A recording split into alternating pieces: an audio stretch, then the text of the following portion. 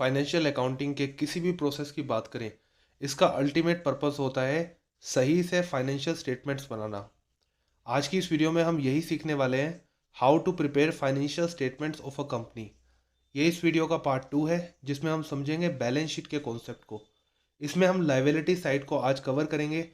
इसमें फॉर्मेट और each head के मीनिंग और एक्चुअल यूज़ के साथ साथ इसके डिस्क्लोजर को भी समझेंगे, क्योंकि सिर्फ फॉर्मेट समझना ही एक प्रॉपर वर्क नहीं होता। बैलेंस शीट में डिस्क्लोजर एक बहुत इंपॉर्टेंट पॉइंट होता है। और साथ में कुछ सजेशंस हैं जिस पर मैं रिक्वेस्ट करूंगा कि ये वीडियोस आप जरूर देखें, जिससे बैलेंस शीट बनाने में आपको बहुत हेल्प होगी। जैसे रिजर्व और उसके type, defer tax, final account with adjustment. तो चलते हैं डायरेक्टली वीडियो की तरफ। सबसे पहले हम समझते हैं डिस्क्लोजर का फॉर्मेट क्या होता है।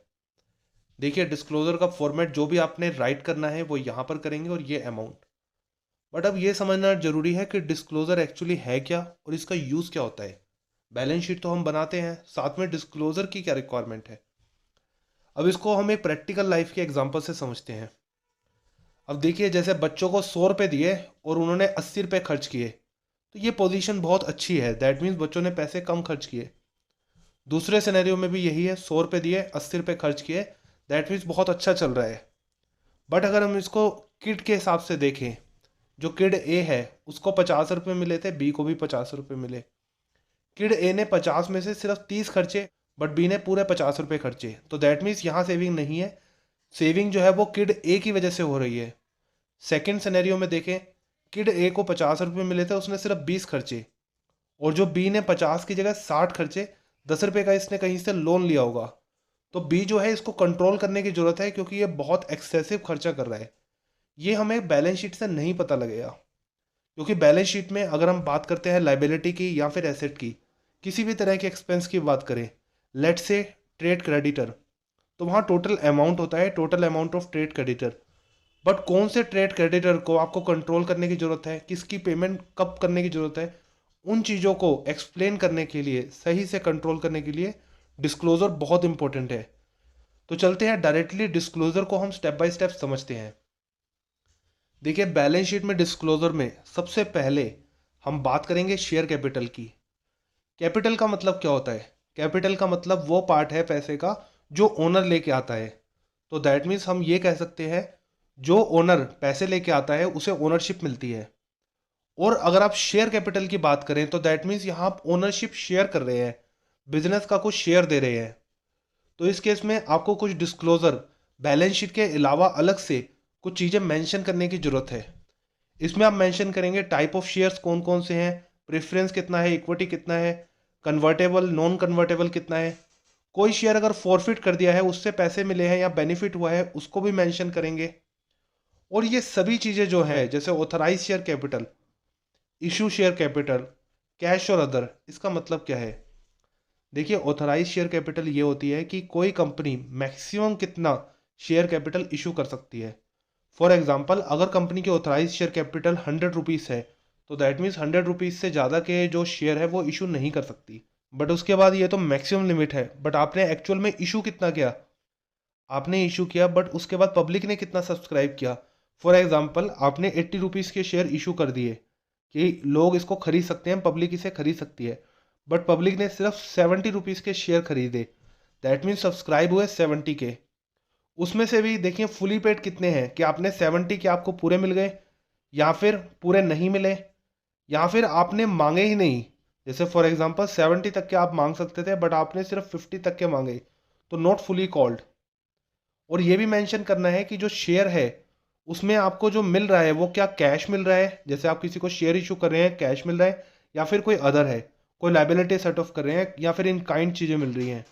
और ये सारी चीज़ें अगर हम बात करें ऑथराइज की, इशू शेयर कैपिटल की, या कैश और अदर की, ये आप preference, equity, convertible, non convertible, इन सब के लिए अलग अलग शो करेंगे। कॉल्स अनपेड, इसका मतलब क्या होता है? इसका मतलब ये है कि आपने शेयर इशू किया, आपने शेयर इशू करने के बाद आपका शेयर सब्सक्राइब कर लिया, फिर आपने पैसे मांगे कि इस शेयर के आप पेमेंट दीजिए, बट आपको पेमेंट नहीं दी गई, या पेमेंट पेंडिंग है। तो अगर ये पेमेंट, अगर शेयर आपने जो इशू करे थे वो डायरेक्टर्स ने, ऑफिसर्स ने, या मेमोरेंडम ऑफ एसोसिएशन के सब्सक्राइबर, मतलब कंपनी बनाते वक्त जैसे पब्लिक कंपनी ये सब 2 या 7 लोगों की ज़रूरत पड़ती है, उन्होंने अगर शेयर लिए हैं और उसके पैसे अभी तक नहीं दिए, तो वो आप अलग से मेंशन करेंगे। अब शेयर एक बहुत इंपॉर्टेंट एलिमेंट होता है बैलेंस शीट का और कंपनी का, तो इसलिए इसमें और भी डिस्क्लोजर चाहिए। सबसे पहले शेयर में आप मेंशन करेंगे राइट और रिस्ट्रिक्शंस। जैसे इक्विटी के राइट्स अलग हैं, प्रेफरेंस के राइट अलग हैं। तो डिविडेंड के टाइम पर या फिर जो आपने पैसा डाला है कंपनी में एज अ शेयर कैपिटल, उसको वापस कैसे लेंगे, उसमें क्या क्या रिस्ट्रिक्शंस हैं, क्या क्या आपके पास राइट्स हैं, वो आप मेंशन करेंगे। अब इसके साथ ही एक बहुत इंपॉर्टेंट एलिमेंट आता है स्पेशल पर्सन। अब देखिए होल्डिंग कंपनी, सब्सिडरी कंपनी, अगर ये कोई एक दूसरे के होल्ड करती है तो वो आप मेंशन करेंगे।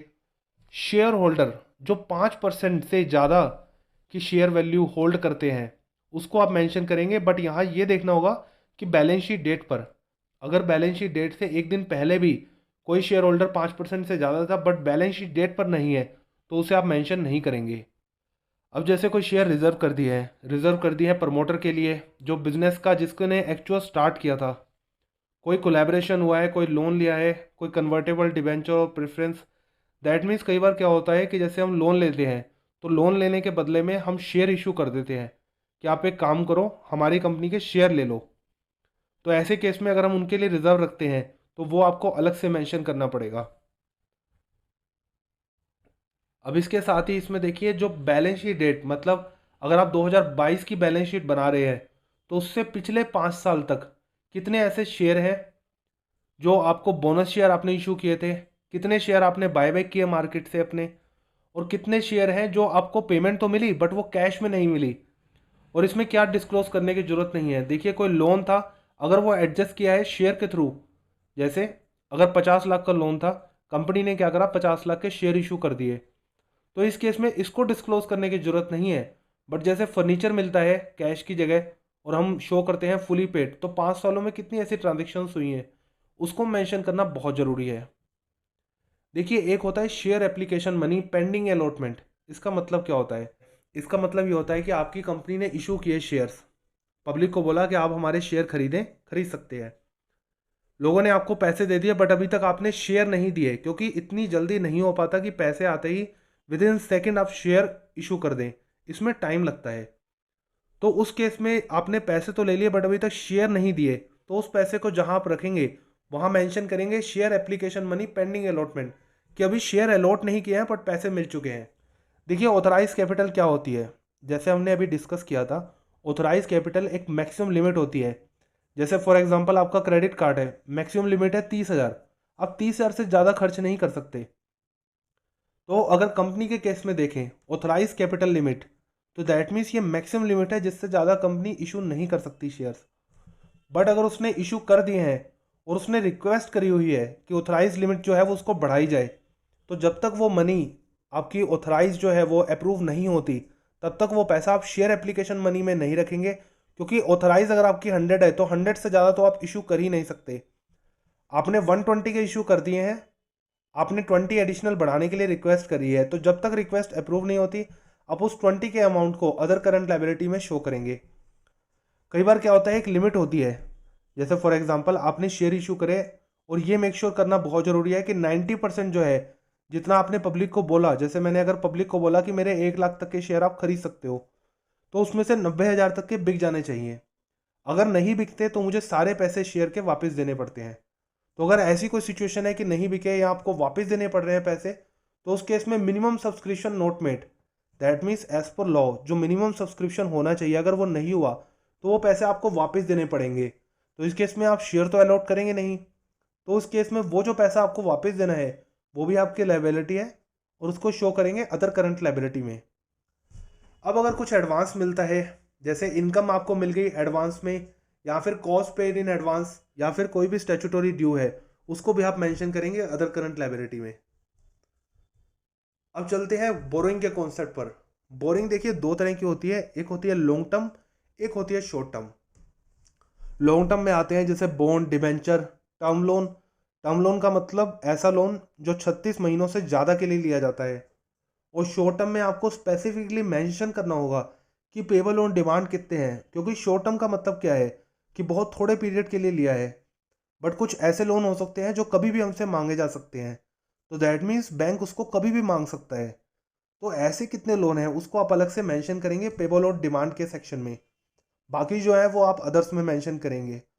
और अगर हम बात करें लॉन्ग टर्म या शॉर्ट टर्म, दोनों ही केसेस में ये डिस्क्लोजर बहुत इंपॉर्टेंट है जो आपको मेंशन करने हैं।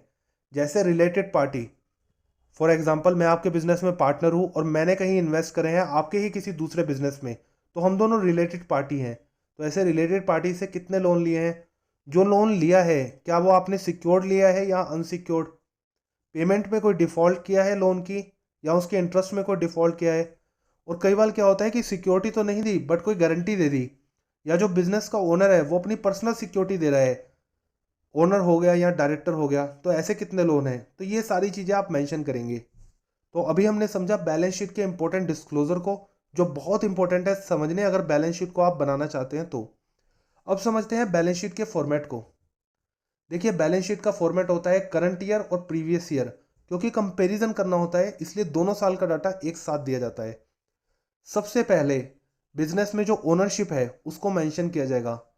देखिए इक्विटी एंड लायबिलिटी, आज की इस वीडियो में हम कवर कर रहे हैं लायबिलिटी के टॉपिक को, तो इसलिए इसमें सबसे पहले है इक्विटी।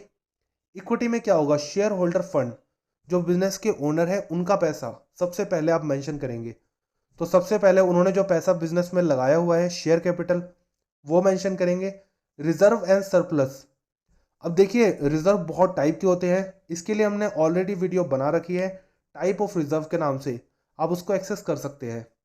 तो कितने भी टाइप के रिजर्व हैं, और सरप्लस मतलब प्रॉफिट एंड लॉस का जो बैलेंस है वो यहाँ आप एडजस्ट करेंगे।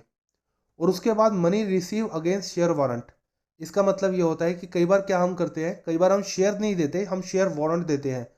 वो एक तरह से होता है कि आप आने वाले किसी भी टाइम में शेयर खरीदेंगे, आपको शेयर 100 रुपीज़ के मिलेंगे, चाहे शेयर 1000 का भी हो जाए।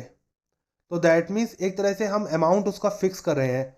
तो अल्टीमेटली जिसने शेयर वारंट लिया होता है वो अल्टीमेटली बाद में शेयर लेता ही लेता है। तो इसलिए उस अमाउंट को, बट अभी उसने शेयर लिए नहीं है, इसलिए उसको यहाँ शो करते हैं money receive against share warrant. और यह है share application money pending allotment, जिसके डिस्क्लोजर को और कॉन्सेप्ट को हम अभी समझ चुके हैं। अब उसके बाद आते हैं नॉन करंट लायबिलिटी और करंट लायबिलिटी। अब देखिए लायबिलिटी जो है वो करंट कब होगी, नॉन करंट कब होगी, सबसे पहले इसको समझना बहुत ज़रूरी है। लायबिलिटी को करंट कहने से पहले हमें दो तीन बातों को समझना पड़ेगा। सबसे पहले अगर कोई भी लायबिलिटी 1 साल से कम की है तो वो करंट लायबिलिटी है। दैट मीन्स 12 मंथ से अगर कम की है तो करंट लायबिलिटी है। बट अगर 12 मंथ से ज़्यादा है तो क्या वो करंट लायबिलिटी है? ऐसा नहीं है कि हम उसको सिंपली नो कहेंगे, यह आंसर यस भी हो सकता है। तो यहाँ डिपेंड करेगा ऑपरेटिंग साइकिल, बिजनेस में रॉ मटेरियल खरीदने से लेके फाइनल सेल करके उससे पैसा कमाने तक कितना टाइम लगता है, उसे कहते हैं ऑपरेटिंग साइकिल। तो अगर बिजनेस का ऑपरेटिंग साइकिल लेट से अगर 1 साल का है या 2 साल का है, तो 2 साल से कम की जितनी भी लायबिलिटी है उसे हम कहेंगे करंट लायबिलिटी। तो या तो 12 मंथ या फिर ऑपरेटिंग साइकिल, दोनों में से जो ज़्यादा होगा वो आपका करंट लायबिलिटी के क्राइटेरिया को मैच करेगा। और तीसरा इसमें एक सबसे इंपॉर्टेंट एलिमेंट है, अगर कोई लोन लिया है करंट एसेट के लिए, जैसे रॉ मटेरियल खरीदने के लिए आपने लोन लिया है, तो वो लोन भी करंट लायबिलिटी के क्राइटेरिया में आएगा। तो अभी हमने समझा करंट लायबिलिटी क्या होती है। और नॉन करंट लायबिलिटी वो होगी जो करंट लायबिलिटी नहीं है, दैट मीन्स ऐसी लायबिलिटी जो करंट लायबिलिटी के क्राइटेरिया को मैच नहीं करेगी। अब देखिए अगर हम बात करें इसके सेक्शंस की, तो करंट लायबिलिटी और नॉन करंट लायबिलिटी दोनों में ही कुछ ना कुछ लोन होते हैं, तो इसलिए बोरिंग्स है। नॉन करंट में लॉन्ग टर्म बोरिंग, करंट जो है वो शॉर्ट पीरियड के लिए होता है, इसलिए इसमें शॉर्ट टर्म बोरिंग्स। कुछ प्रोविज़न रखे जाते हैं, जैसे अगर हम नॉन करंट की बात करें, जैसे ग्रेजुटी हो गया, पीएफ हो गया, क्योंकि एम्प्लॉय कई सालों के लिए काम करते हैं तो इसलिए उनका लॉन्ग टर्म प्रोविज़न बनाया जाता है। बट शॉर्ट टर्म प्रोविज़न जैसे डेप्टर है, हो सकता है 5% का आपने डेप्टर बना लिया प्रोविज़न, तो उसे आप मेंशन करेंगे शॉर्ट टर्म प्रोविज़न में। और एक कॉन्सेप्ट होता है defer tax liability, that means ऐसी लायबिलिटी जो हम इस साल बियर नहीं करेंगे, नेक्स्ट ईयर बियर करेंगे। इस पर भी हम defer tax asset and liability के नाम से वीडियो बना चुके हैं, आप उसे एक्सेस जरूर करें इस कॉन्सेप्ट की क्लैरिटी के लिए। बट अगर हम करंट लायबिलिटी के केस में बात करें तो यहाँ आता है ट्रेड पेबल। अब ट्रेड पेबल में दोनों आते हैं, चाहे वो क्रेडिटर की बात करें या बिल्स पेबल, क्योंकि अल्टीमेटली जिसको भी आपने पैसे देने हैं वो पेबल है। और ट्रेड मतलब जिससे आपने बिजनेस किया है उसको आपने पैसे देने हैं। अब वो चाहे तो आपका क्रेडिटर है, अकाउंट्स पेबल है, या फिर आपका बिल्स पेबल है, दोनों ही इसमें आएंगे। और जो इन क्राइटेरियाज को मैच नहीं करते वो अदर्स में आएंगे। करंट लाइबिलिटी में भी अगर कोई बोरिंग नहीं है, प्रोविजन नहीं है, ट्रेड पेबल नहीं है, तो वो अदर में आप इसको शो कर देंगे। तो इस तरह से बैलेंस शीट का लाइबिलिटी का जो सेक्शन है वो यहाँ कंप्लीट होता है। I hope you like this video. और ON स्टडी सर्कल की कम्युनिटी से जुड़ने के लिए इस चैनल को सब्सक्राइब करें, इस वीडियो को लाइक और शेयर जरूर करें। Thanks for watching.